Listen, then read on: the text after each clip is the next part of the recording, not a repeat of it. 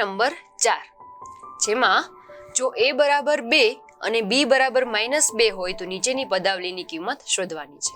અત્યાર સુધીના જે દાખલા જોયા એમાં માત્ર આપણે એક જ ચલની કિંમત મૂકતા હતા. અહીંયા એક સાથે બે ચલની કિંમત મૂકવાની છે.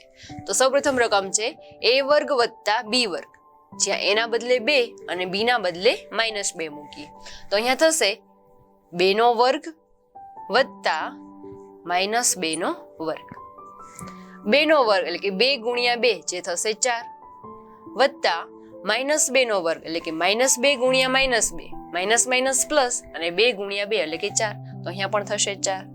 4 વત્તા 4 એટલે જવાબ મળશે 8.